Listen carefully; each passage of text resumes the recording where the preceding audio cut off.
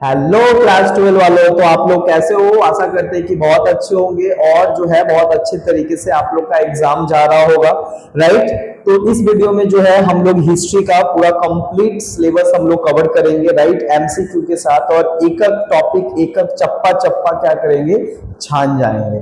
तो आप समझिए कि पूरा पूरा हिस्ट्री का जो है आपको जड़ी बूटी जो है हम आपको दे रहे हैं। तो चुपचाप से जो है बैठ के, राइट, कॉपी पेन निकाल लीजिए और जो है राइट डाउन करना स्टार्ट कीजिए, क्योंकि हम जितना भी क्वेश्चन आपको देंगे सारा आपके सिलेबस का और जो एचएस एग्जाम के लिए इंपॉर्टेंट है और जो कि एचएस के एग्जाम में आ सकता है, आ नहीं सकता, ये आएगा ही क्वेश्चन। ठीक है। तो उस बेसिस पे जो है, उस आधार पे जो है आपको क्या करना पड़ेगा, ये क्लास को अटेंड करना पड़ेगा, क्योंकि ये एक ही वीडियो में जो है हम आपको टोटल हिस्ट्री का जो है आपको सारा ही क्वेश्चन जो है जो हम बना के रखे जो कि एचएस के एग्जाम में आएगा, राइट। तो अंतिम समय तक जो है वीडियो का बने रहिएगा, जिससे कि आपको कंप्लीट एमसीक्यू समझ में आएगा, राइट। तो स्टार्ट करते सबसे पहले हम लोग जो है पार्ट बी स्टार्ट करेंगे and then part A start करेंगे। सबसे पहले बात आता है कॉलोनियलिज्म और इंपीरियलिज्म। ये जो उपनिवेशवाद और साम्राज्यवाद का जो शुरुआत होता है, ये हालांकि उपनिवेश और साम्राज्यवाद की शुरुआत 17वीं शताब्दी में होता है, लेकिन इसका जो नींव है वो 15वीं शताब्दी से ही क्या होता है, शुरू होता है, जब इंग्लैंड में क्या होता है, साइंटिफिक रेवोल्यूशन, रेनेसा, इनलाइटनमेंट, जब पूरे यूरोप में क्या होता है कि ये सब कुछ चल रहा होता है। ये एनलाइटमेंट, नवजागरण और पुनर्जागरण आने के कारण लोग के अंदर जो है ज्ञान विज्ञान, लोग के अंदर नए शहरों और नए दुनिया को खोज करने का क्यूरियोसिटी जागा, और उसके बाद से ही क्या होता है, साम्राज्यवाद और उपनिवेशवाद की शुरुआत होती है। तो इसी से जुड़ा हुआ क्या है कि ये उपनिवेशवाद और साम्राज्यवाद क्या है। सबसे पहले उपनिवेशवाद उसको कहते हैं कि जब एक कोई देश किसी दूसरे, अपने देश से हटकर किसी दूसरे देश के ऊपर क्या होता है, किसी भी तरीके का क्या होता है, अपना शासन उसके ऊपर क्या करता है, आर्थिक रूप से, और वहां व्यापार करने के लिए उसके ऊपर अधिकार करता है, तो उसको हम लोग कहते हैं उपनिवेशवाद। उपनिवेशवाद जो है, कॉलोनी शब्द जो है वो basically English term colony is originally come from Latin word क्लोनिया।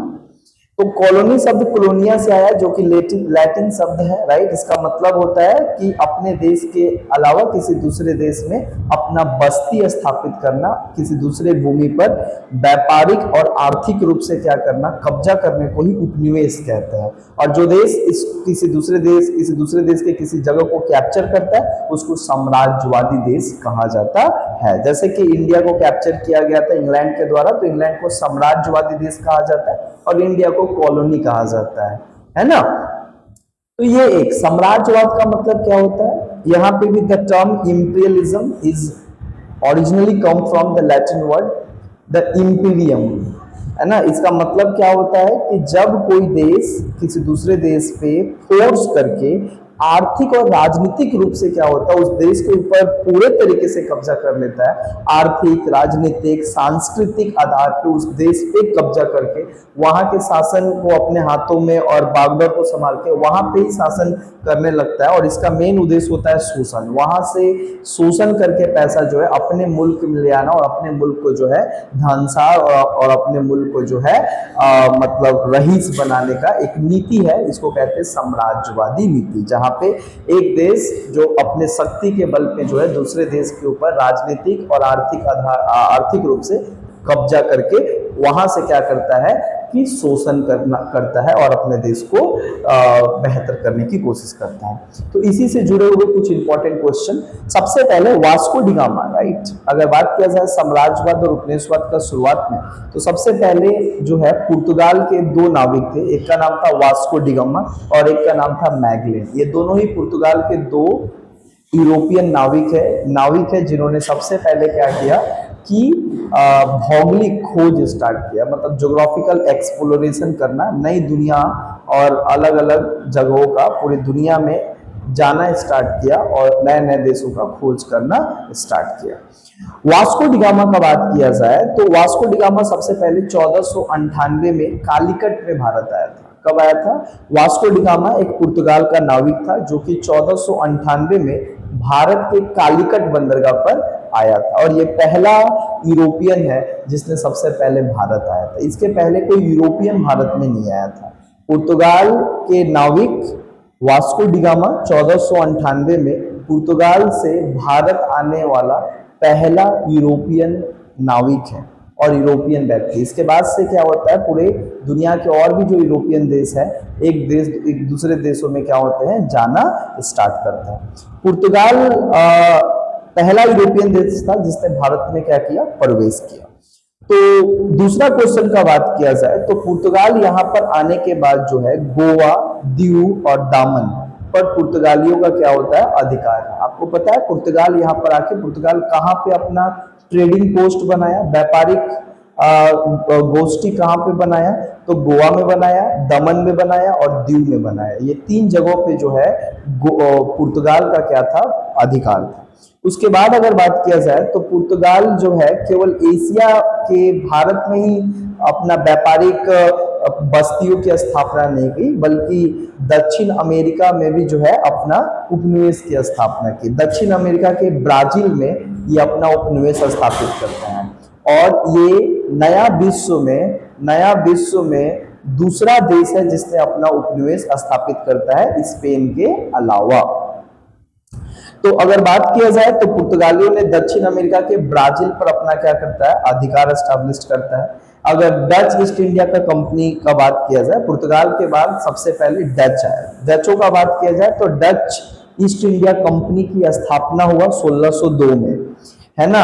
और डचों का भारत में कहां कहां पे अधिकार हुआ, भारत का बात किया जाए तो डचों का अधिकार भारत में चिंसुवरा पे था, ब्रॉन्ज में था, अहमदाबाद में था और सूरत के ऊपर जो है इनका अधिकार था। लेकिन ये जो डच है वो ज्यादातर जो है इंडोनेशिया और जो मतलब साउथ ईस्ट एशिया के देश है वहां पे क्या करते हैं, अपना आधिपत्य स्थापित करते हैं। जैसे इंडोनेशिया, चिंसुवरा, कोचीन, पुलिकट, ये जो है बेसिकली क्या करते हैं, डचों का जो है व्यापारिक केंद्र था। आगे बात किया जाए तो डचों और अंग्रेजों के बीच एक वॉर चला था, इसको कहा जाता है बेदरा का युद्ध। और बेदरा का युद्ध कब हुआ था, 1759 में।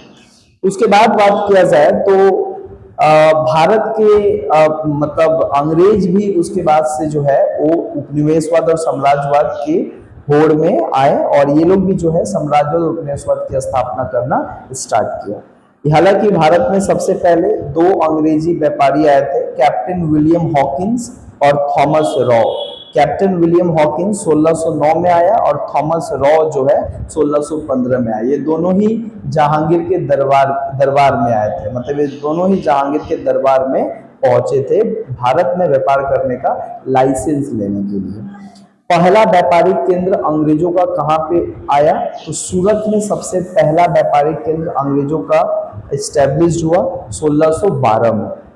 उसके बाद बात किया जाए तो फारूक सियर का फरमान अंग्रेजों को कब मिला, मतलब ईस्ट इंडिया कंपनी को फारूक सियर फरमान कब मिला, 1717 में मिला।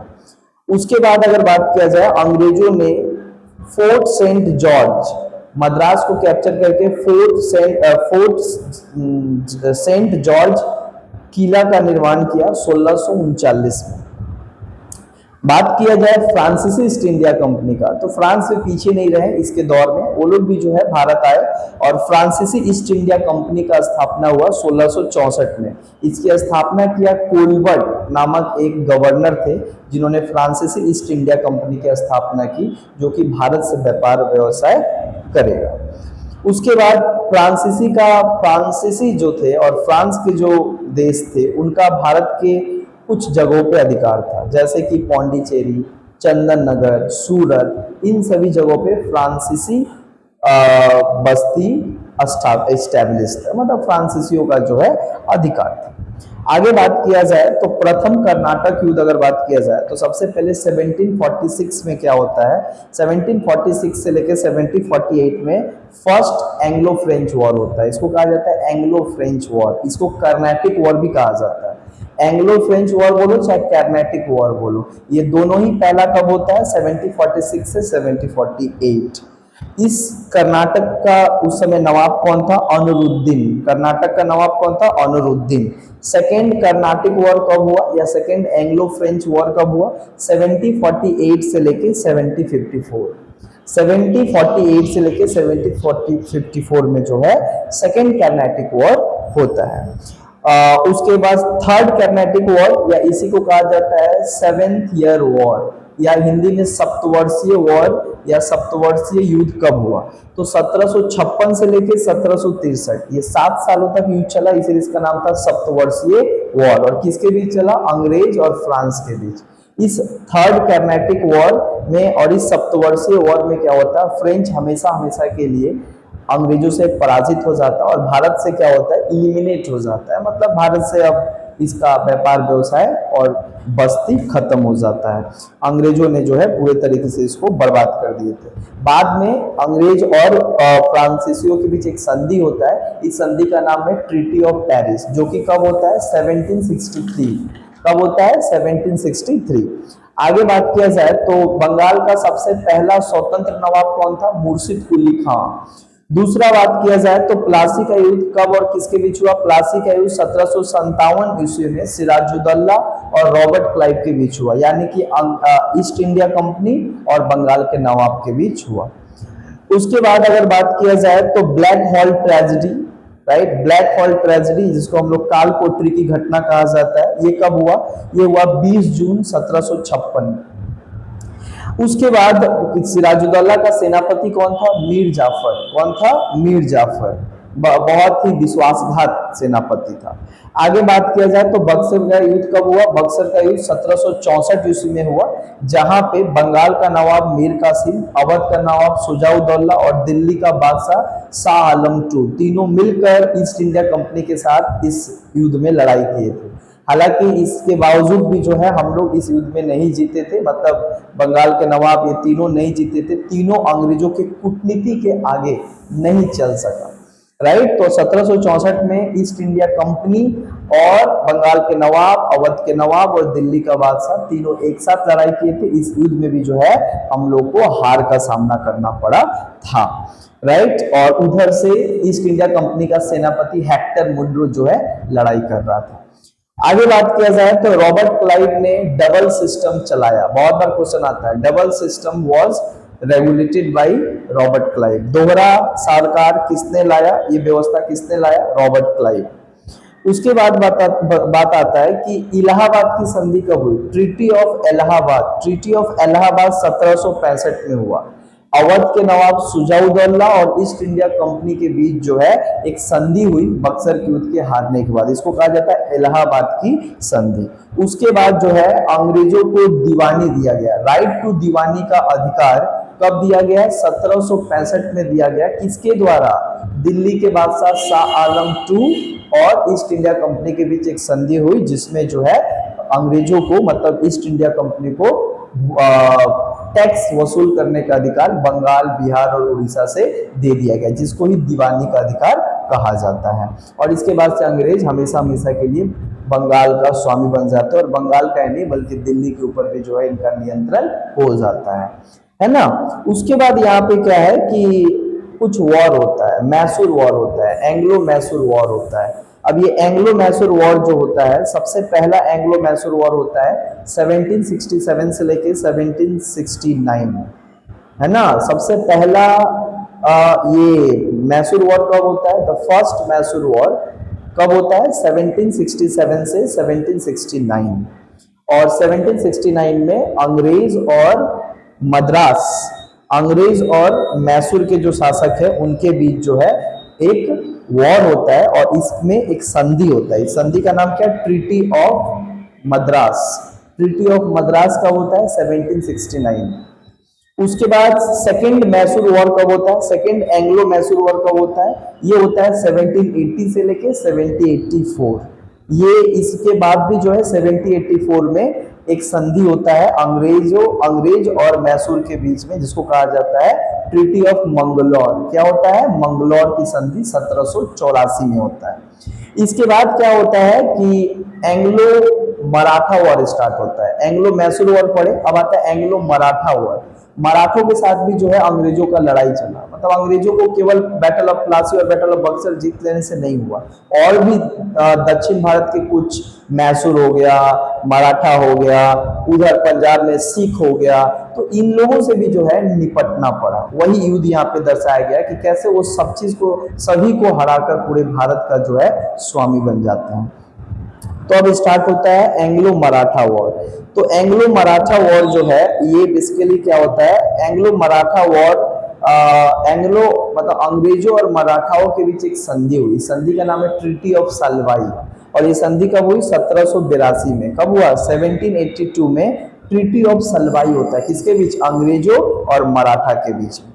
अच्छा, एक और संधि यहाँ पे होता है, इसको हम लोग कहते हैं, अच्छा, थर्ड मैसूर वॉर कब होता है, थर्ड मैसूर वॉर, ये होता है थर्ड मैसूर वॉर 1790 से लेके 92।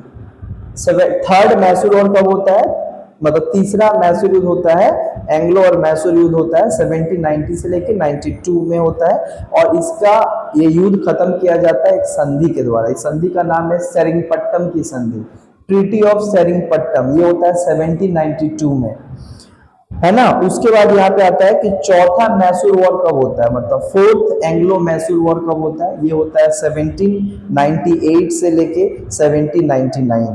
कब होता है, चौथा मैसूर वॉर होता है 1798 से लेके 1799, ये 1799। और इसी के बाद क्या होता है, मैसूर हमेशा हमेशा के लिए अंग्रेजों के साम्राज्य का अधीन हो जाता है, और अंग्रेज जो है मैसूर को जो है हरा देते हैं, और एक संधि होता है। लॉर्ड डलहौजी उस समय एक संधि चलाया था, जिस संधि का नाम है सहायक संधि। इसी संधि के माध्यम से मैसूर को जो है अंग्रेजों का पार्ट बना दिया गया था और अंग्रेजों का अधीन कर दिया गया था। अब इसके बाद आता है मराठा वॉर, जो हम बता रहे थे। अब मराठा के साथ लड़ाई होता है। फर्स्ट एंग्लो मराठा वॉर कब होता है, 1772 से लेके 1782। फर्स्ट एंग्लो मराठा वॉर, याद रखना ये मराठा है, महाराष्ट्र के साथ लड़ाई हो रहा है।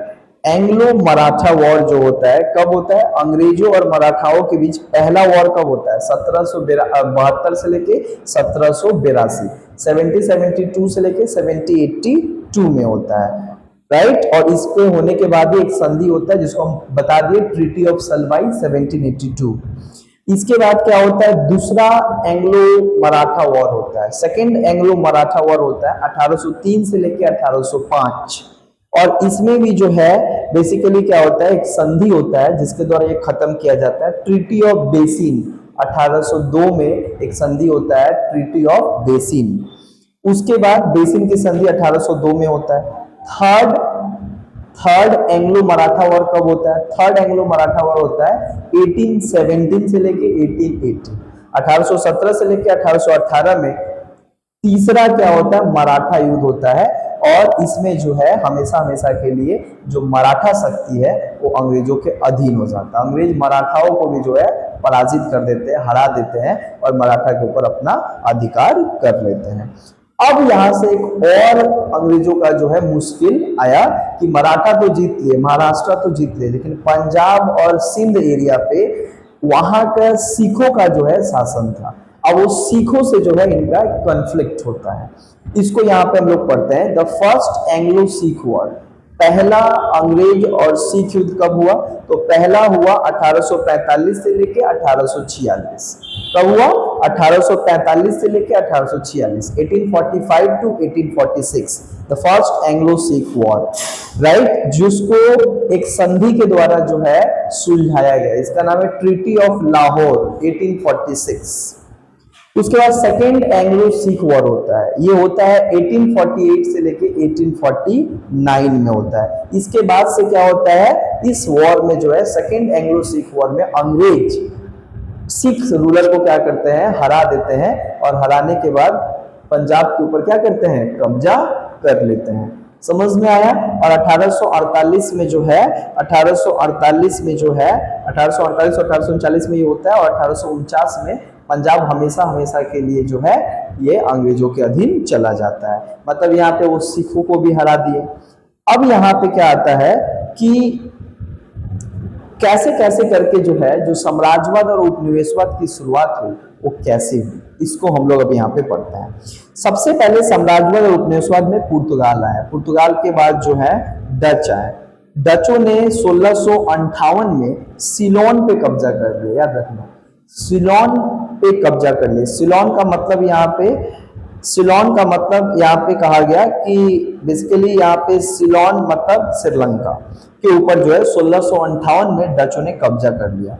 अमेरिका में स्वतंत्रता आंदोलन कब चलाया गया? 1776 में जो है अमेरिका में स्वतंत्रता आंदोलन चलाया गया, जहां पे अमेरिका के लोगों ने अपने आप को आजादी दिलाने के लिए जो है और साम्राज्यवादी शक्तियों से यानी कि अंग्रेजों से क्या करते हैं? लड़ाई करते हैं। आगे का बात किया जाए तो अमेरिका में स्वतंत्रता संग्राम हुआ 1776 में आजादी के लिए, लेकिन अमेरिका आजाद हुआ 1783 में। अमेरिका आजाद होता है 1783 में, क्या होता है? आजाद होता है। हालांकि अगर बात बताए तो केवल भारत से ही अंग्रेजों को लड़ाई नहीं करना पड़ा, बल्कि भारत के जो पड़ोसी मुल्क है उनके साथ भी जो है उन्होंने लड़ाई किया और उनको अपने साम्राज्य का हिस्सा बनाया। तो इसमें पहला आता है नेपाल। नेपाल के साथ भी जो है उन्होंने लड़ाई किया और लड़ाई करके नेपाल को भी अपने साम्राज्य का हिस्सा बना लिया। इसको कहा जाता है Anglo Nepal war. Anglo Nepal war जो है पहला एंग्लो नेपाल वॉर जो मतलब होता है, जिसके बाद से नेपाल को अंग्रेजों के अधीन चला जाता है, ये होता है 1814 से 1816। 1814 से लेके 1816 में पहला एंग्लो नेपाल वॉर हुआ और 1816 में एक संधि होता है, इसको कहते हैं ट्रीटी ऑफ सागुली। सागुली की संधि होती है और इस सागुली की संधि के अनुसार जो है नेपाल हमेशा के लिए अंग्रेजों के अधीन चला गया, है ना। नेपाल यहाँ पे सरेंडर कर दिया अंग्रेजों के सामने। गोरखा जो वहां के शासक थे वो सरेंडर कर दिए। उसके बाद जो है अब नेपाल को जीतने के बाद जो है वो बर्मा को जीता, जिसको आज म्यांमार कहा जाता है, पहला उसका नाम था बर्मा। अब बर्मा के ऊपर क्या करता है? अंग्रेजों ने लड़ाई करते हैं और अंग्रेज बर्मा को भी क्या करते हैं? जीतते हैं। जिस संधि के द्वारा जीतते हैं उस संधि का नाम है ट्रीटी ऑफ यांडबू। 1826 में अंग्रेज मतलब ईस्ट इंडिया कंपनी और बर्मा के जो शासक थे उनके बीच एक संधि होता है, इस संधि का नाम है ट्रीटी ऑफ यांडबू। इस संधि के अनुसार जो म्यांमार है वो प्रत्यक्ष रूप से जो है अंग्रेजों का अधीनता स्वीकार कर लिया। उसके बाद जो है जापान के ऊपर सबसे पहला अमेरिका सेनापति कोमोडोर पेरी जो है पहुंचा, और ये कब पहुंचा? 1854 में। बहुत बार क्वेश्चन आता है कि जापान पे सबसे पहले किसने पहुंचा, तो अमेरिकी सेनापति कोमोडोर मैथ्यू पेरी 1854 में। आगे बात किया जाए तो न्यू वर्ल्ड शब्द का सर्वप्रथम प्रयोग किसने किया? कई बार क्वेश्चन आ गया है ये बोर्ड में। न्यू वर्ल्ड का जो है प्रथम प्रयोग किसने किया, मतलब इस शब्द का प्रयोग किसने किया? तो शब्द का प्रयोग आएगा तो अमेरिगो वेस्पुसी ने किया। अमेरिका का एक नाविक अमेरिगो वेस्पुसी ने न्यू वर्ल्ड शब्द का प्रयोग किया। किसके लिए किया? उत्तरी अमेरिका और दक्षिणी अमेरिका के लिए किया। लेकिन जब क्वेश्चन ऐसे आएगा कि नई दुनिया मतलब न्यू वर्ल्ड का खोज किसने किया, हु डिस्कवर न्यू वर्ल्ड, तो इसका आंसर होगा कोलंबस। कोलंबस ने कब किया? तो कोलंबस ने 1792 में, कोलंबस स्पेन का एक मतलब नाविक था जिसने 1792 में सबसे पहले अमेरिका में अमेरिका शहर का खोज किया। हालांकि वो निकला था भारत के खोज के लिए, लेकिन पहुंच गया अमेरिका। बाद में बोलता है आर यू इंडियंस, तो बोलता है no no we are the red Indians, मतलब बोलते हैं कि हम लोग अमेरिकन है, इंडियंस नहीं है। तो याद रखना, नई दुनिया की खोज और अमेरिका की खोज किसने किया? कोलंबस ने किया, है ना।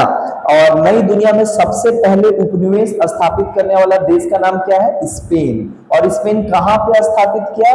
बहुत सारा जगह स्थापित किया, जैसे पेरू हो गया, टेक्सास हो गया, कैलिफोर्निया हो गया, है ना। और उसके बाद बताया जाए मैक्सिको हो गया, है ना। इन सारे जगहों पे जो है स्पेन 1763 में नई दुनिया में पहला देश है जो कि उपनिवेश स्टैब्लिश करता है। और इसका देखा देखी दूसरा कौन सा देश है जो आकर अपना उपनिवेश नई दुनिया में स्थापित किया? उस देश का नाम है पुर्तगाल। और पुर्तगाल कहाँ स्थापित किया? दक्षिण अमेरिका के ब्राजील में। कहाँ पे? ब्राजील में। ठीक है। अब यहाँ पे बात आता है कि मर्केंटिलिज्म शब्द का प्रयोग सबसे पहले किसने किया। तो द मर्केंटिलिज्म वर्ड का सबसे पहले प्रयोग एडम स्मिथ ने किया, जो इंग्लैंड का एक बहुत ही प्रमुख अर्थशास्त्री है, मतलब इकोनॉमिक्स है, जिनका नाम एडम स्मिथ है। इन्होंने ही मर्केंटिलिज्म शब्द का प्रयोग किया। अच्छा, मर्केंटिलिज्म शब्द का प्रयोग एडम स्मिथ, वो अपना एक बहुत उनका इंपॉर्टेंट नोवेल है, एक इंपॉर्टेंट बुक है, जिस बुक का नाम है द वेल्थ ऑफ नेशन, और ये बुक 1776 में पब्लिश हुआ, और इसी बुक में जो है उन्होंने सबसे पहले मर्केंटिलिज्म शब्द का प्रयोग किया। अब ये मर्केंटिलिज्म क्या है? एडम स्मिथ का कहना था कि किसी भी देश की जो वास्तविक संपत्ति है वो सोना चांदी होता है, और उस समय उपनिवेशवाद और साम्राज्यवाद चल रहा था, तो इंग्लैंड के बहुत सारे देश अपने देश के सोना चांदी को ले जाकर दूसरे देश के साथ व्यापार करते थे, और व्यापार करके कच्चे माल लाके यूरोप में बेचा करते थे, जिससे एडम स्मिथ का कहना था कि उपनिवेशों का जो है जितना फायदा नहीं हो रहा है साम्राज्यवादी देशों का, उतना नुकसान हो रहा है, क्योंकि वो सोने चांदी जैसे बहुमूल्य चीजों को जो है वो दे रहे हैं। तो सोने चांदी जैसे बहुमूल्य चीज जो है किसी भी देश का वास्तविक संपत्ति होता है, तो ये कम से कम क्या हो, ये निर्यात करना चाहिए। समझ में आया? मतलब कम से कम जो है ये किसी देशों को देना चाहिए। तो इसी के बाद जो है इन लोगों ने गोल्ड को प्रिजर्व करके रखना स्टार्ट किया, और जिस देशों को अपना उपनिवेश बनाया है उसी का शोषण करके किसानों, मजदूरों, आर्थिक और राजनीतिक तरीके से वहां से ही लोग से कच्चा माल खरीद के वहां से ही बेचकर पैसा कमाने लगे। इसी को कहा गया मर्केंटिलिज्म।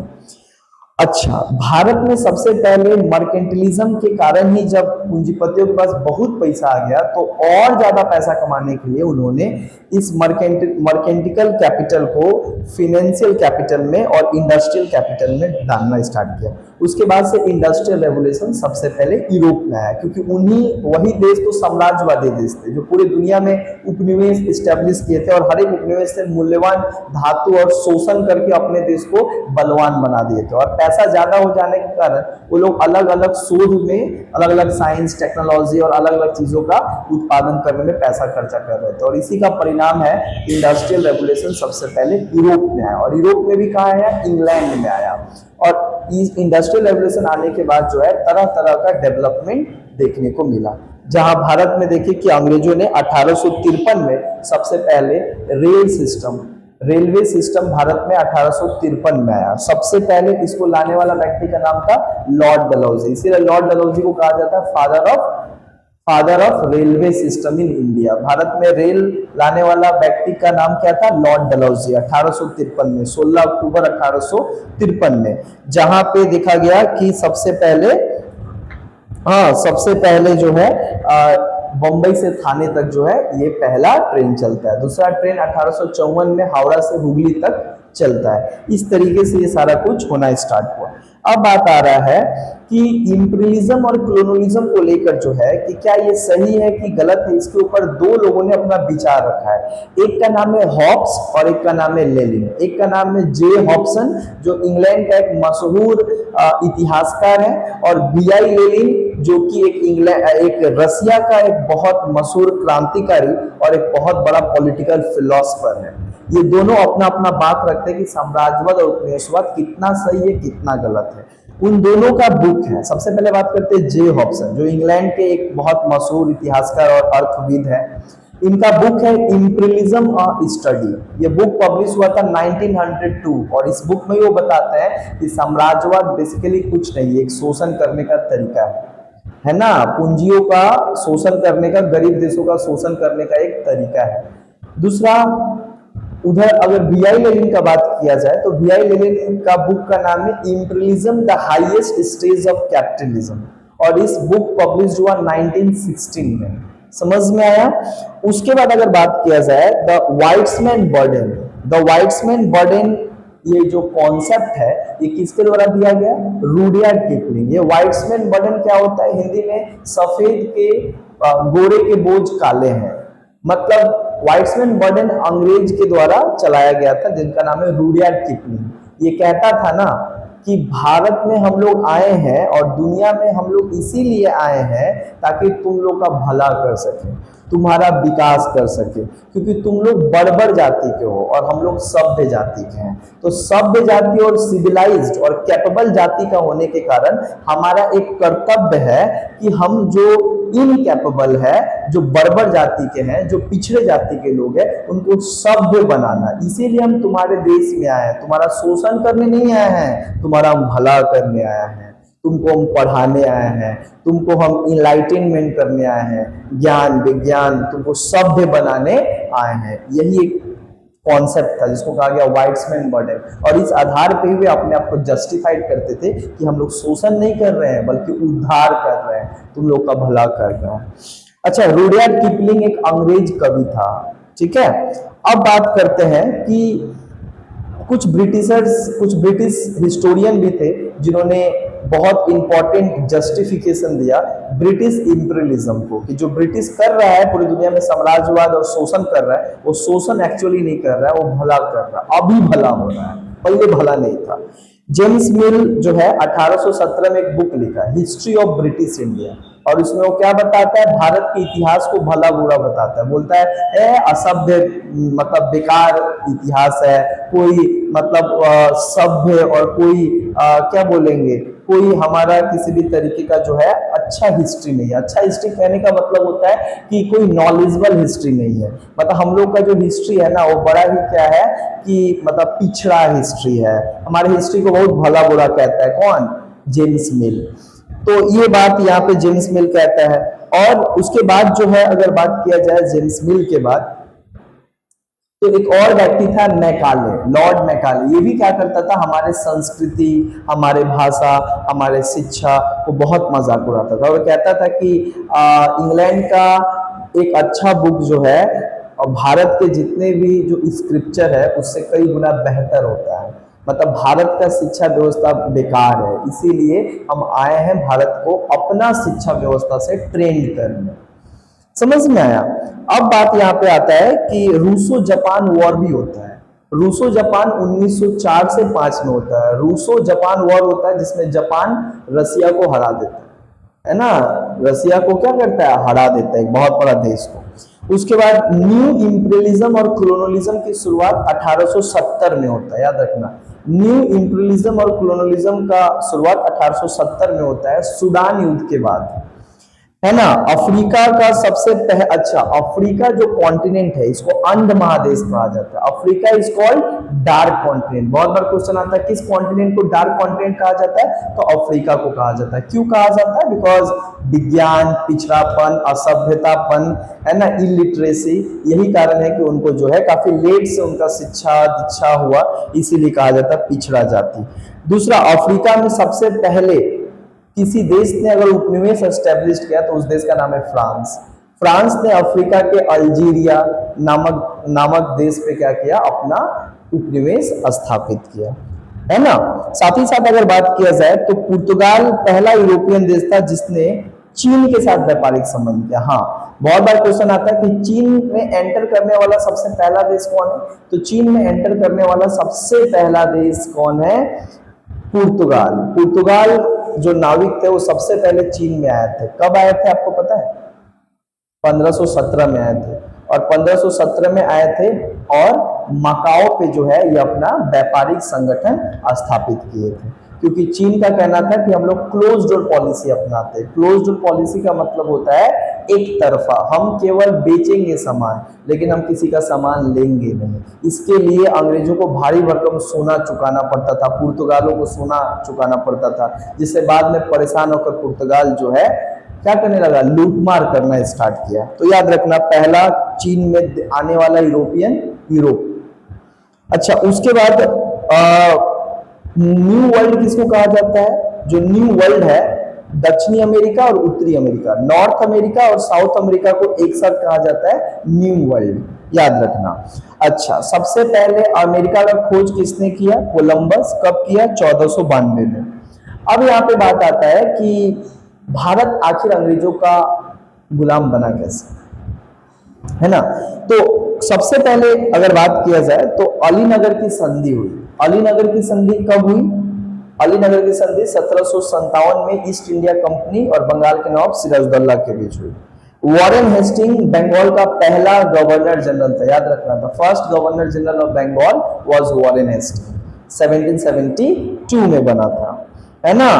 अच्छा, डबल सिस्टम और डबल गवर्नमेंट को एबोलाइज्ड कौन किया, खत्म कौन किया, वॉरेन हेस्टिंग। ठीक है। बंगाल में अकाल कब पड़ा सबसे पहले, जिसको 76 का अकाल कहा जाता है, 1770 में पड़ा। बहुत ही खतरनाक, हमारे लगभग लगभग बंगाल का 25% आबादी मारा गया था, है ना। उसके बाद यहाँ पे रेगुलेटिंग एक्ट कब आया, 1773। रेगुलेटिंग एक्ट क्या किया, सुप्रीम कोर्ट की स्थापना की, जो 1774 में बना, कैलकाटा सुप्रीम कोर्ट। उस समय सुप्रीम कोर्ट कैलकाटा में होता था, और इसका पहला जज कौन था, sir Elijah Impey. The first CJI of supreme court कौन थे, सर एलिजा इम्पे, याद रखना। पिट्स इंडिया एक्ट कब आता है, 1784, है ना। उसके बाद चार्टर एक्ट, 3 चार्टर एक्ट आता है। चार्टर एक्ट, पहला चार्टर एक्ट आता है 1793, दूसरा आता है, ये चार्टर एक्ट जो है वो हर एक 20 साल के बाद आया है और 3 बार आया देश में। चार्टर एक्ट सबसे पहला है 1793, दूसरा है 1813, और तीसरा आया है कब, तीसरा आया है 1813 के बाद 1833, और चौथा आया है तुम्हारा 1853। 4 बार आया चार्टर एक्ट, 1793, 1813, 1833, 1853। सब में कितना गैप है, 20 साल, ऐसे याद रखोगे। और लास्ट चार्टर एक्ट कौन था, चार्टर एक्ट ऑफ 1853, याद रखना। ठीक है, ये हम बताए। लेकिन 1813 ईस्वी का जो चार्टर एक्ट था, उसमें बहुत इंपॉर्टेंट बात कहा गया कि ईस्ट इंडिया कंपनी का जो ट्रेडिंग मोनोपोली राइट था। मोनोपोली का मतलब होता है कि ईस्ट इंडिया कंपनी एक सरकारी कंपनी है अंग्रेज का, जो क्या करेगा, भारत में केवल व्यापार करेगा, और किसी को व्यापार, और किसी अंग्रेजी कंपनी को व्यापार करने का अधिकार नहीं है भारत में। ये खत्म कर देता है charter act of 1813। Charter act of 1813 abolish the monopoly right of East India company in India. अब सब व्यापार कर सकता है। 1833 ईस्वी का चार्टर एक्ट क्या करता है, बहुत इंपॉर्टेंट एक बात कहता है, जो बंगाल का गवर्नर जनरल था उसको भारत का गवर्नर जनरल बना देता है।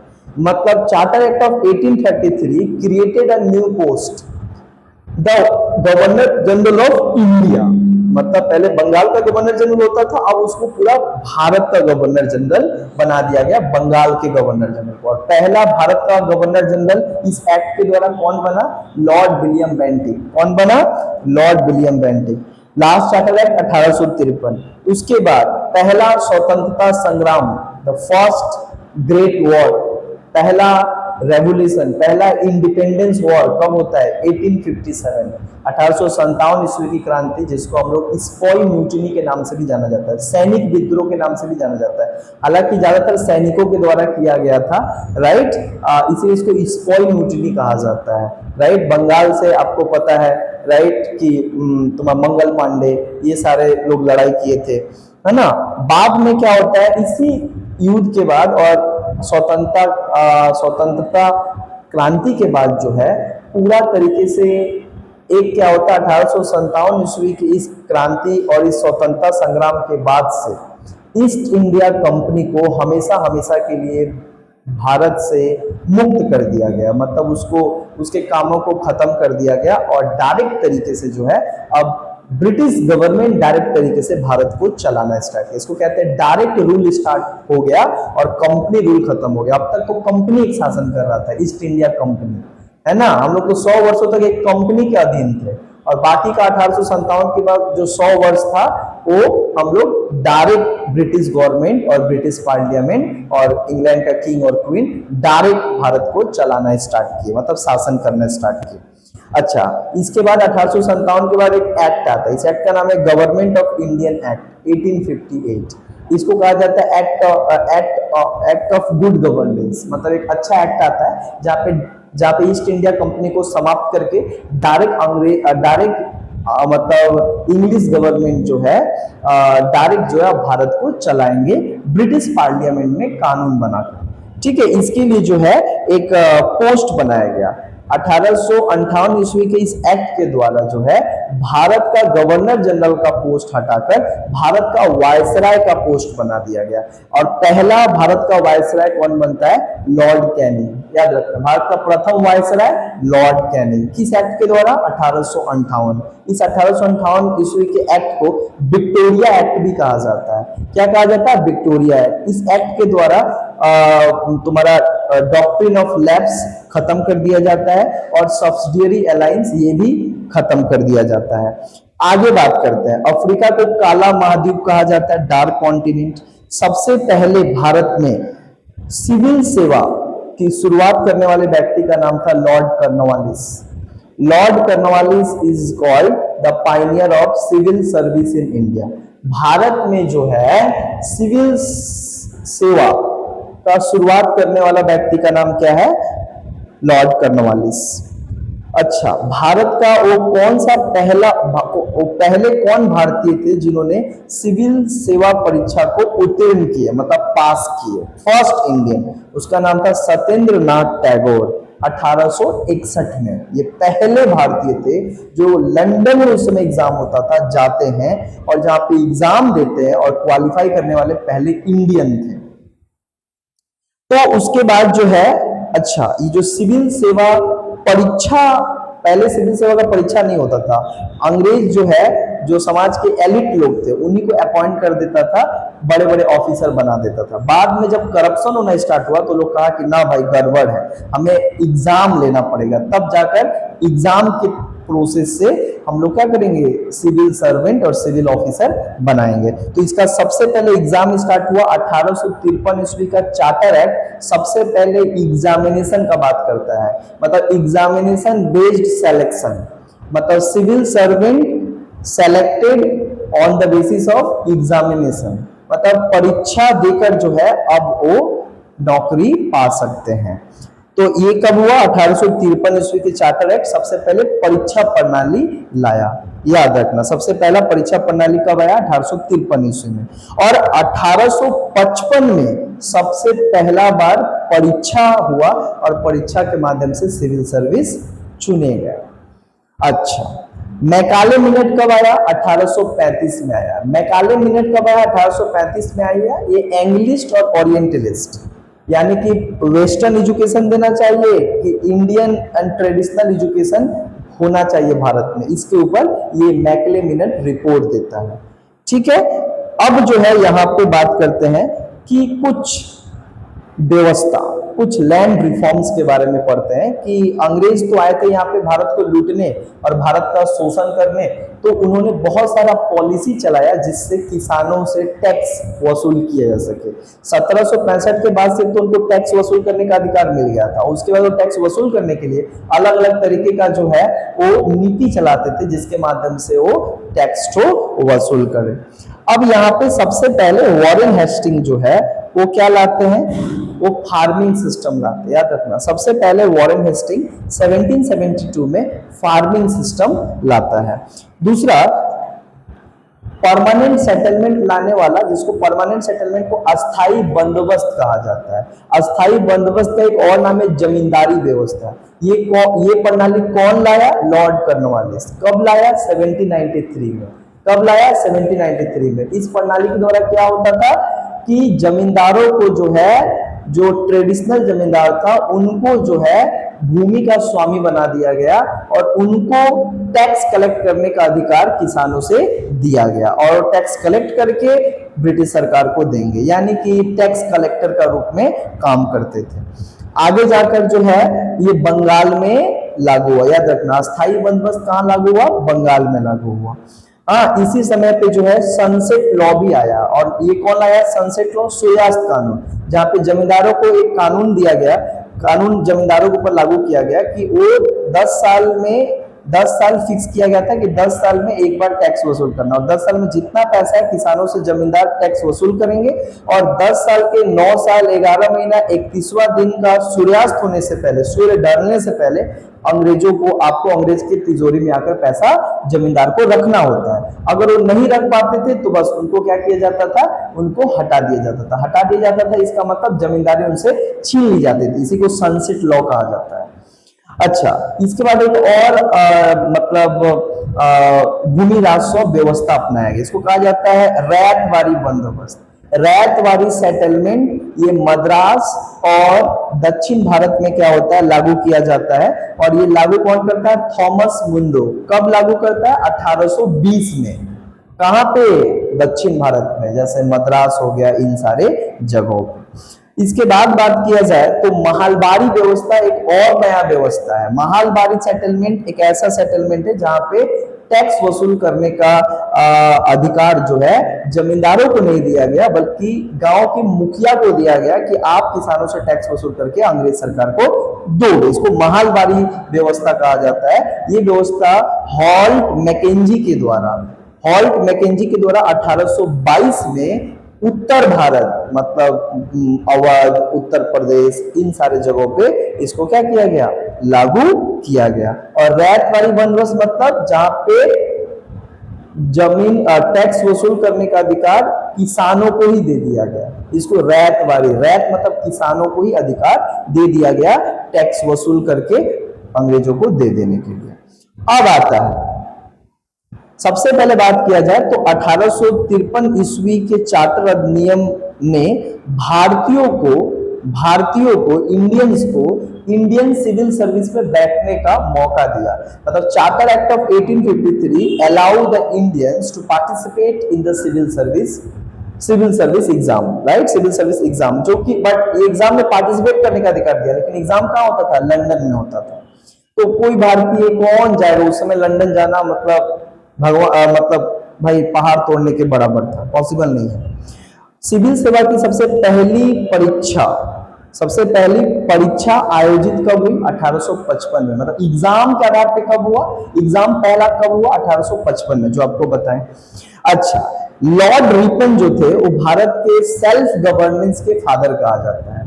मतलब Lord Ripon is called the father of self government in India, मतलब स्वयं सौ सरकार के पिता कहा जाता है। क्या कहा जाता है, 100 सरकार का पिता कहा जाता है।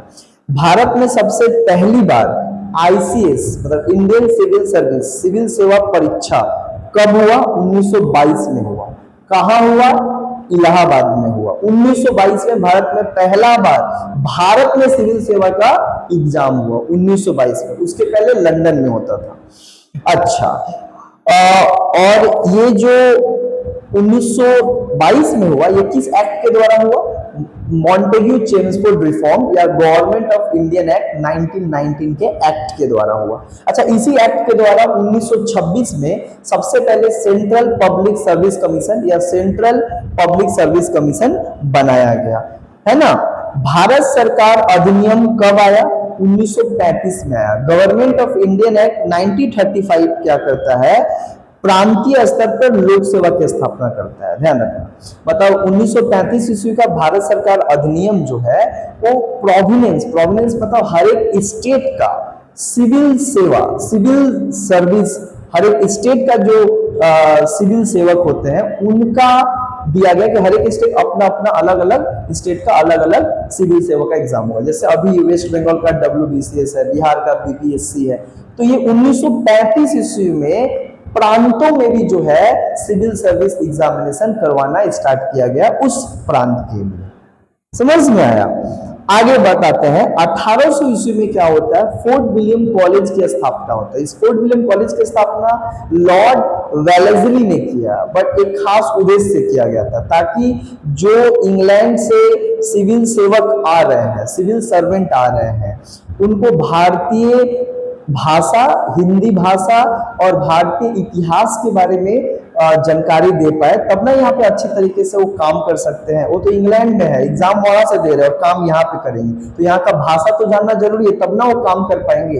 कम्युनिकेशन तो आना चाहिए, इसके लिए ही फोर्ट विलियम कॉलेज बनाया गया, ताकि उनको भारतीय भाषा और भारतीय इतिहास के बारे में समझाया जाए, पढ़ाया जाए। और भारत के कुछ गद्दावर उस समय संस्कृत और लिटरेचर फील्ड के लोगों को अपॉइंट किया गया, लाइक राधा कृष्णन, लाइक तुम्हारा लॉ में अपॉइंट किया गया ईश्वर चंद्र विद्यासागर संस्कृत के लिए। तो ये सारा। इसके बाद हैलीबरी कॉलेज की स्थापना की गई 1809 में। लंदन में हैलीबरी कॉलेज की स्थापना की गई, किस लिए? ताकि लंदन से जो आने वाले लोग हैं वहीं पे उनका ट्रेनिंग हो जाए, भारतीय भाषा, भारतीय इतिहास के बारे में उनको ट्रेनिंग दिया जाए कि काम कैसे करना है आपको जाकर भारत में। अच्छा, 1909 में एक एक्ट आता है, इंडियन काउंसिल एक्ट, जिसको एक और नाम से जाना जाता है, मॉर्ले मिंटो एक्ट कहा जाता है। मॉर्ले इसका सेक्रेटरी था, मिंटो इसका वाइसराय था। और ये एक्ट क्यों इंपॉर्टेंट है? क्योंकि इस एक्ट ने सबसे पहले भारत में चुनाव लाया। चुनाव मतलब इलेक्शन। सबसे पहले भारत में चुनाव स्टार्ट हुआ इसी अधिनियम के द्वारा, जिसको मॉर्ले मिंटो एक्ट या भारतीय परिषद अधिनियम कहा जाता है। अच्छा, रॉलेट एक्ट सबसे पहले कब आया? रॉलेट एक्ट एक बड़ा ही काला कानून था, जहां पे भारतीयों से उनके अधिकार को छीन लिया गया था और उनके स्वतंत्रता को छीन लिया गया था, जहां पे कहा गया कि ब्रिटिश सरकार के खिलाफ किसी भी तरीके का बात करना, किसी भी तरीके का जुलूस निकालना, वो क्या है? देशद्रोही है। और उनके ऊपर हैबियस कॉर्पस लगा के उनको काले पानी की सजा और बहुत देशद्रोही के ऊपर उनको सजा दिया जाता था। इसी के खिलाफ जो है हमारे देश में प्रोटेस्ट हुआ, जो महात्मा गांधी रॉलेट सत्याग्रह चलाते हैं। तो रॉलेट एक्ट कब आया? 1919 में। इस रॉलेट एक्ट के कारण क्या होता है? जालियांवाला बाग हत्याकांड होता है, जालियांवाला मैस्केरे होता है। कब होता है? 13 अप्रैल 1919 में होता है, 13 अप्रैल 1919 में होता है। पंजाब के अमृतसर के एक जालियांवाला बाग नामक जगह पे होता है, जो कि गोल्डन टेम्पल के बगल में है। वहां पे लोग बैठ के भाषण सुन रहे थे लाला हंसराज का, और वहां पे सारे पुलिस वाले आए और बिना बोले जो है गोली चलाने लगे। जिसमें हमारे ऑफिशियल आंकड़े के अनुसार 389 लोग मारे गए, लेकिन ये ऑफिशियल आंकड़ा, अनऑफिशियल आंकड़ा कहता है कि 10,000 से ज्यादा लोग मारे गए। अच्छा, इसके बाद एल्बर्ट बिल आया। एल्बर्ट बिल कब आया? 1883 में आया। 1883 में एल्बर्ट बिल आया। वर्नाकुलर प्रेस एक्ट कब आया? वर्नाकुलर प्रेस एक्ट आया 1878 में आया, जहां पे प्रेस के ऊपर क्या किया गया? रिस्ट्रिक्शन लगा दिया गया था। भारतीय दंड संहिता, इंडियन पिनल कोड, मतलब पुलिस व्यवस्था के लिए और कानून व्यवस्था को बनाए रखने के लिए इंडियन पिनल कोड बनाया गया 1860 में। ठीक है, 1860 में। कलकत्ता उच्च न्यायालय की स्थापना कब हुई? 1862 में। ये जो कलकत्ता हाईकोर्ट देख रहे हो, ये 1862 में ये बना। भारत सरकार अधिनियम 1935 में जो आया था, 1935 का जो भारत सरकार अधिनियम है, वो फेडरल सिस्टम को स्टैब्लिश करता है। फेडरल सिस्टम का मतलब होता है हर एक राज्य का अपना क्या होगा? सरकार होगा, है ना। पुलिस अधिनियम एक्ट कब आया? इंडियन पुलिस एक्ट कब आया? 1861 में आया। कलकत्ता विश्वविद्यालय अधिनियम कब आया? 1857 में आया। अच्छा, इंडियन एविडेंस एक्ट कब आया? भारतीय साक्ष्य अधिनियम कब आया? 1872 में आया। दंड प्रक्रिया संहिता, दंड प्रक्रिया संहिता का मतलब यहाँ पे कहा गया कि जो दंड प्रक्रिया संहिता है वो 1861 में आया। सिविल प्रक्रिया संहिता, दंड प्रक्रिया संहिता मतलब सीआरपीसी, और सिविल प्रक्रिया संहिता मतलब सीपीसी। सीपीसी कब आया? आपका 1859 में आया। सिविल प्रक्रिया मतलब सिविल प्रोसीजर कोड, ये आया 1859 में। अच्छा, 1909 में मुसलमानों के लिए पृथक निर्वाचन का अधिकार मुसलमानों को दिया गया। सेपरेट इलेक्टोरेट का अधिकार मुसलमानों को दिया गया, जिसके आधार पर मुसलमान अपना प्रतिनिधि खुद चुन सकते हैं। कौन सा एक्ट के द्वारा? 1909 का इंडियन काउंसिल एक्ट के द्वारा। अच्छा, 1860 में सबसे पहला क्या होता है? पुलिस कमीशन बनता है, इंडियन पुलिस कमीशन 1860। अच्छा, 1903 में क्या होता है कि एक आधुनिक तरीके से जो है पुलिस व्यवस्था, भारतीय सेना में सुधार करने के लिए 1903 में किचनर सुधार एकीकृत भारतीय सेना आयोग आता है। 1911 में क्या होता है? भारतीय सेना अधिनियम, अनुशासन और सेवा के लिए कानूनी ढांचा। इंडियन आर्मी के लिए जो है कानूनी स्ट्रक्चर कब बनाया जाता है?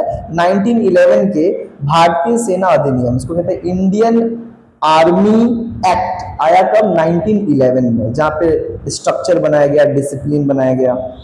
अच्छा, 1914 से लेकर 1918 में प्रथम विश्व युद्ध चला, जहां बहुत बड़े पैमाने पे अंग्रेज बड़े पैमाने पे भारतीय जो है वो अंग्रेजों की तरफ से फर्स्ट वर्ल्ड वॉर में लड़ रहे थे। 1939 से 45 तक सेकेंड वर्ल्ड वॉर चला। अच्छा, ड्रेन ऑफ वेल्थ, का कॉन्सेप्ट किसके द्वारा दिया गया? ड्रेन ऑफ वेल्थ का कॉन्सेप्ट दादा भाई नौरोजी के द्वारा दिया गया। बहुत बार आता है कि द ड्रेन ऑफ वेल्थ, ये कॉन्सेप्ट किसके द्वारा दिया गया? धन का निष्कासन, मतलब प्लासी के लूट के बाद जब पूरा पैसा लूट कर अंग्रेज अपने देश में ले जाने लगे, राइट, तो इसको कहा गया कि भाई पूरा बंगाल का धन लूटा जा रहा है, इसी को धन का निष्कासन, ड्रेन ऑफ वेल्थ, नालियों की तरफ पैसा बह रहा है। इसका कॉन्सेप्ट कौन दिया? इसका कॉन्सेप्ट दादा भाई नौरोजी दिए। तहकीके हिंद किसके द्वारा लिखा गया? अल बरूनी के द्वारा लिखा गया। तहकीके हिंद किसके द्वारा लिखा गया? अल बरूनी के द्वारा लिखा गया। अच्छा, अल बरूनी कौन था? एक उज्बेकिस्तान से आया हुआ था, राइट, मतलब उज्बेकिस्तान से आया हुआ था 1017 से 1030 मोहम्मद गजनबी के साथ। किसके साथ? मोहम्मद गजनबी, वे लुटेरा जो 17 बार भारत के ऊपर अटैक किया था, उसी के साथ आया था कौन? अल बरूनी, जो कि एक उज्बेकिस्तान, सेंट्रल एशियन एक स्कॉलर है। मार्को पोलो कब आया था? 1292 से लेके 1294 के टाइम पे इटली से आया था। मार्को पोलो कहां से आया था? इटली से आया था। कब आया था? 1292 से लेके 1294। अच्छा, ट्रेवल्स पुस्तक, मतलब the travel of Marco, travel of Marco पुस्तक किसने लिखा? Marco Polo. मार्को पोलो एक फॉरेन ट्रेवलर था जिसका बुक का नाम था द ट्रेवल ऑफ मार्को। अच्छा, मार्को पोलो किसके टाइम पे आया था? यादव और पांड्या के शासनकाल में आया था। जब दक्षिण भारत में यादव और पांड्यों का शासन था, उस टाइम पे ये आया था। अच्छा, रिहाला रिहाला बुक किसके द्वारा लिखा गया? Ivan Battuta. किसके द्वारा? रिहाला बुक लिखा गया इवान बतूता के द्वारा। ये बहुत इंपॉर्टेंट है, जिसमें बोलता है पानी और नारियल के बारे में बताता है कि दिल्ली सल्तनत में कैसे पानी और नारियल दिल्ली में खूब चलता था। निकोलो डी कॉन्टी, जो कि इटली से संबंधित है, इटली से आया था। किसके साम्राज्य में आया था? विजयनगर साम्राज्य के टाइम पे आया था। निकोलो डी कॉन्टी विजयनगर किंगडम के टाइम पे जो है ये भारत आया था। अब्दुल रजाक ईरान, मतलब फारस से आया था। फारस से आया था अब्दुल रजाक, जो कि किसके साम्राज्य में आया था? विजयनगर साम्राज्य के टाइम पे आया था। राजा का नाम क्या था जिसके टाइम पे आया था? देवराया टू। देवराया टू के शासनकाल में आया था अब्दुल रजाक, जो कि एक क्या है? फारस से आया था, मतलब ईरान से आया था। अच्छा, डुआर्ट बारबोसा का बात किया जाए तो ये पुर्तगाल का एक फॉरेन ट्रैवलर था, जो विजयनगर और केरल राज्य में आया था, विजिट किया था, है ना। ये भी विजयनगर के प्रारंभिक समय में आया था। अच्छा, डोमिंगो पियास, ये भी एक पुर्तगाल का जो है एक बहुत बड़ा मतलब क्या बोलेंगे, एक मर्चेंट था, जो कब आया था? ये आया था कृष्णा राया के टाइम पे आया था। किसके टाइम पे आया था? कृष्णा राया। कृष्णा राया मतलब कृष्णा देवा राया के समय पे, जो कि विजयनगर अंपायर में है। कृष्णा देवा राया तुलवा डायनेस्टी के टाइम पे वो आए थे। कृष्णा देवा राया के टाइम पे कौन आया था? डोमिंगो पियास। आगे विलियम हॉकिंस जो है वो कब आया था? 1608 में आया था, जहांगीर के शासनकाल में। कहां से आया था? इंग्लैंड से आया था। इंग्लैंड से आया था ईस्ट इंडिया कंपनी का भारत में व्यापार का सर्टिफिकेट लेने के लिए। अच्छा, 1615 में कौन आया था? 1615 में आया था सर थॉमस रॉ। ये भी एक इंग्लैंड का यात्री था जो जहांगीर के दरबार में आया था। ठीक है। उसके बाद फ्रैंकोस बर्नियर, जो कि फ्रांस से आया था। किसके शासनकाल में आया था? औरंगजेब के शासनकाल में और शाहजहां के शासनकाल में आया था। याद रखना, शाहजहां और औरंगजेब के शासनकाल में आया था फ्रैंकोइस बर्नियर। 1656 से लेके 1668 तक आया था। 1656 से लेके 1668 तक आया था। ये एक चिकित्सक और यात्री था, मतलब एक चिकित्सक, फिजिशियन था, फेमस फिजिशियन। अच्छा, जीन बैप्टिस्ट ट्रेवेनियर, ये भी कहां से आया था? ये कहां का फॉरेन ट्रेवलर था? फ्रांस का था। जीन बैप्टिस्ट ट्रेवेनियर फ्रांस से आया था। कब आया था? ये आया था 1630 से लेके 1668। इसका बुक का नाम था सिक्स वॉयजेस। क्या नाम था? Six voyages, right. Jean Baptiste Tavernier जो कि फ्रांस से था, इसका बुक का नाम था सिक्स वॉयजेस। शाहजहां और औरंगजेब के शासनकाल में ये आया था। अच्छा, travels in the Mughal empire, Francois Bernier द्वारा लिखा गया है। Travels in the Mughal empire, ये किसके द्वारा लिखा गया? फ्रेंकोइस बर्नियर के द्वारा, उनके द्वारा लिखा गया ये बुक है।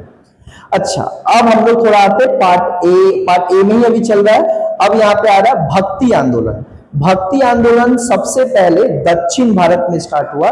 7वीं सेंचुरी से लेके 12वीं सेंचुरी में भक्ति आंदोलन सबसे पहले Brahmanical ideology, caste system, varna system, inequality, supremacy of Sanskrit, है ना, समाज को प्यूरिफाई, आइडियल वर्शिप को खत्म करके समाज में एक स्पिरिचुअल सोसाइटी और पवित्र समाज बनाने के लिए ये दो आंदोलन चला। एक को कहते हैं भक्ति जो कि हिंदू समाज के लिए, और एक सूफी जो कि मुस्लिम समाज में सुधार लाने के लिए मिडिएवल टाइम में चलाया गया। ध्यान दो, अब यहाँ पे बात आ रहा है कि भक्ति आंदोलन सबसे पहले 7वीं शताब्दी से 12वीं शताब्दी में दक्षिण भारत में शुरू हुआ, और उत्तरी भारत में शुरू हुआ 12वीं शताब्दी से 17वीं शताब्दी में। ज्यादा पॉपुलर नॉर्थ इंडिया में रहा, मतलब उत्तर भारत में रहा। तुलसीदास, सूरदास, महाप्रभु चैतन्य और मीरा, ये सगुन भक्ति के प्रवर्तक थे। मतलब they are the followers of saguna bhakti, मतलब ये लोग सगुन भक्ति में विश्वास करते थे, प्रेम में विश्वास करते थे। प्रेम के रास्ते पे चलकर ईश्वर की प्राप्ति होगी, मोक्ष की प्राप्ति होगी, इसमें विश्वास करते थे। वहीं दूसरे और जो बेसिकली निर्गुण भक्ति में विश्वास करते थे, कबीर, नानक, रैदास, है ना, ये सारे जो थे निर्गुण भक्ति के जो है सपोर्टर थे और प्रशंसक थे। निर्गुण भक्ति मानते थे कि ज्ञान और सही ज्ञान ही जो है ईश्वर तक पहुंचा सकता है और मोक्ष की प्राप्ति करवा सकता है, बाकी सब कुछ से कुछ होने वाला नहीं है। उसके बाद यहाँ पे बताया जा रहा है क्या? कृष्णाचार्य, मतलब यहाँ पे बताया जा रहा है कि शंकराचार्य अद्वैता दर्शन में विश्वास करते थे। अद्वैता मतलब एब्सोल्यूट वेदांता में विश्वास करते हैं, एब्सोल्यूट मोनिज्म में विश्वास करते हैं। मतलब उनका कहना था कि the God is real and the world is fake. ये कौन कहता था? शंकराचार्य। रामानुजा क्वालिफाइड मोनिज्म में विश्वास करते थे, क्वालिफाइड वेदांता में जो है विश्वास करते थे, जहां पे विश्वास करते थे God, soul, matter all are real, कोई फेक नहीं है। रामानुज ये बहुत बड़े भक्ति धारा के बहुत बड़े प्रवर्तक थे, फिलोसफर थे। अच्छा, बल्लमाचार्य जो थे, स्वामी बल्लमाचार्य जो थे, वो एक पुष्टि मार्ग को फॉलो करते हैं, पाथ ऑफ ग्रेस, वो मानते थे पुष्टि मार्ग, पाथ ऑफ ग्रेस को फॉलो करते थे, और ये भी एक कृष्णा भक्ति धारा से जुड़े हुए थे। रामानंद, कबीरदास के गुरु का नाम रामानंद था। कबीरदास जी का भाषा पंचमेल खिचड़ी और शुद्धकरी था। कबीरदास जी की सबसे प्रमुख रचना बीजक था। कबीरदास जी जो है कबीर पंथीज, जो उनके सपोर्टर थे उनको कबीर पंथीज कहा जाता था। इनके गुरु का नाम रामानंद था, राइट। इनके बहुत सारे ग्रंथ है, right. Guru Nanak was the founder of Sikhism, याद रखना, सिख संप्रदाय का फाउंडर कौन था? गुरु नानक। गुरु नानक सिख संप्रदाय के फाउंडर थे। महाप्रभु चैतन्य ये कीर्तन, है ना, कीर्तन के बहुत बड़े सपोर्टर थे। कीर्तन सिस्टम को लाया कौन? कंटिन्यूअस कीर्तन को लाया कौन? कृष्ण भक्ति में, उनका नाम था महाप्रभु चैतन्य। मीराबाई कृष्ण भक्ति धारा की एक सबसे बड़ी भाई मतलब कवित्री, है ना, कृष्ण भक्ति का। चैतन्य महाप्रभु ये भी जो है गौड़ीय वैष्णविज्म, मतलब गौड़िया वैष्णविज्म में विश्वास करते थे, मतलब कृष्ण भक्ति धारा में विश्वास करते थे। सूरदास का मुख्य बुक सूर सागर, सूरदास भी किसमें विश्वास करते हैं? किस तरीके के भक्ति में? तो कृष्ण भक्ति में। तुलसीदास राम भक्ति में विश्वास करते हैं। इनका प्रमुख बुक का नाम क्या है? रामचरितमानस। क्या नाम है? रामचरितमानस। अच्छा, उसके बाद तुलसीदास राम सगुन भक्ति संप्रदाय के महान संत कवि है। भक्ति आंदोलन ने स्थानीय भाषा की वकालत की, मतलब जो भक्ति मूवमेंट है वो promotes local and regional language, है ना, despite Sanskrit language. Sanskrit language को छोड़ के जितने भी लोकल लैंग्वेज है उसमें भक्ति करना स्टार्ट किया, राइट। जो निर्गुण अक्षरवाद और निरंकार में विश्वास करते थे, मतलब जो निर्गुण लोग थे वो बोलते थे God has timeless, God has formless, God का कोई आकार नहीं होता है, कोई अनंत होता है, अनादि होते हैं, इसमें विश्वास करता है। वहीं पे जो सगुण भक्ति धारा जो है वो मतलब क्या बोलते हैं, प्रेम भक्ति में विश्वास रखता है, राइट, और पर्सनल गॉड में विश्वास रखता है। चैतन्य महाप्रभु बंगाल के महान संत और एक समाज सुधारक थे, जिन्होंने कृष्णा पथ को जो है मतलब कृष्णा कल्ट और कृष्ण भक्ति को काफी लोकप्रिय बनाया। अब बात आता है सूफी। ये सब तो हिंदू धर्म में सुधार लाने के लिए, कास्टिज्म के खिलाफ, संस्कृत लैंग्वेज के खिलाफ, है ना, आइडियल वर्शिप, पूजा पाठ, मूर्ति पूजा के खिलाफ, जहां पे कहा गया कि भगवान की प्राप्ति जो है मूर्ति पूजा करके नहीं पॉसिबल है, एक सच्चे दिल और एक सच्चे प्रेम और ज्ञान के रास्ते पे चलकर होता है, न कि पूजा पाठ और दिखावे करके होता है। अब आता है सूफी आंदोलन। ये इस्लामिक सोसाइटी को प्यूरिफाई करने के लिए, उनके समाज में जो भी समस्याएं थे उनको सुधारने के लिए ये स्टार्ट किया गया था, जिसको सूफी मूवमेंट के नाम से जाना जाता है। अब ये जो सूफी मूवमेंट थे, कुछ प्रारंभिक सूफी थे, मतलब कुछ प्रमुख सूफी सेंट थे, जिनका नाम था रबिया एल अदाविया, अल जुनैद, बैजाइद बस्तामी, ये सारे थे 11वीं सदी के कुछ सूफी संत हैं। अब बात आते हैं कि जो सूफी मूवमेंट में जो लोग इस्लाम धर्म के जो गुरु माने जाते हैं, जो टीचर माने जाते हैं, उनको पीर या मुर्शिद कहा जाता है। पीर का मतलब होता है शिक्षक, और मुर्शिद का पीर और मुर्शिद का अर्थ होता है शिक्षक, और मुरीद का अर्थ होता है शिष्य, है ना। मतलब ये लोग भी क्या करता है, गुरु, ये सब का बात करता है। कबीरदास, गुरु नानक भी गुरु का बात करते हैं। गुरु का स्थान सबसे ऊंचा होता है, जो आपको मोक्ष प्राप्ति और ईश्वर तक पहुंचाने का एक मार्ग बताता है। आगे बताया गया सूफी संप्रदाय में मुख्यतः 4 सिलसिला है। मतलब पूरा जो सूफी मूवमेंट अगर देखो तो उसमें 4 अलग अलग सिलसिला है, अलग अलग टाइम पे अलग अलग तरीके का सिलसिला चलता है। सबसे पहला जो सिलसिला है उसको चिश्ती सिलसिला कहा जाता है, और चिश्ती सिलसिला की स्थापना किसने किया? ख्वाजा मुइनुद्दीन चिश्ती, जिनको गरीब नवाब के नाम से भी जाना जाता है। गरीब नवाब के नाम से भी जाना जाता है। दिल्ली में चिश्ती ये जो सिलसिला है, इसकी उपस्थिति जो है और इसकी शुरुआत जो है कुतुबुद्दीन बख्तियार काकी द्वारा किया गया। कुतुबुद्दीन बख्तियार काकी द्वारा दिल्ली में चिश्ती सिलसिला की क्या हुआ? शुरुआत हुआ। और ऐसे चिश्ती सिलसिला का पूरी दुनिया में, मतलब अरब के देशों में, ख्वाजा मुइनुद्दीन चिश्ती के द्वारा किया गया। चिश्ती किस चीज में विश्वास करता है, क्या कहता है कि कैसा होना चाहिए भक्ति भावना, ईश्वर के प्रति क्या भक्ति भावना होना चाहिए? ये कहता है, चिश्ती विश्वास करता है एक जीवन की सादगी, विनम्र जीवन, ईश्वर के प्रति निस्वार्थ प्रेम, ईश्वर के प्रति सेल्फ सरेंडर, और व्यक्तिगत आत्मा के बीच बंधन मानते हैं सरल भाषा। वो बोलते हैं सरल भाषा होना चाहिए, सिंपल लाइफ होना चाहिए, कंप्लीट सरेंडर होना चाहिए, और किसी भी तरीके का धन और ये सारा चीज नहीं रखना चाहिए, तब जाके आप ईश्वर को प्राप्त कर सकते हो। प्यार, लव में विश्वास करते हैं। कुछ अन्य चिश्ती सेंट थे जिनका नाम था फरीउद्दीन मसूद, जिनका नाम था ख्वाजा फरीउद्दीन मसूद, जिन्हें बाबा फरीद के नाम से जाना जाता है। हाँ, बाबा फरीद एक बहुत लोकप्रिय सूफी सेंट थे, है ना, जिनका ओरिजिनल नाम था ख्वाजा फरीउद्दीन मसूद, जाने जाते हैं। निजामुद्दीन औलिया चिश्ती संप्रदाय और चिश्ती सिलसिला का एक बहुत बड़ा पोएट था, एक बहुत बड़ा दरबारी कवि था। चिश्ती संप्रदाय का एक महान सूफी सेंट थे। सुहारवर्दी सिलसिले, अब दूसरा जो सिलसिला है उसका नाम क्या है? सुहारवर्दी। सुहारवर्दी सिलसिला जो है, सुहारवर्दी सिलसिला की स्थापना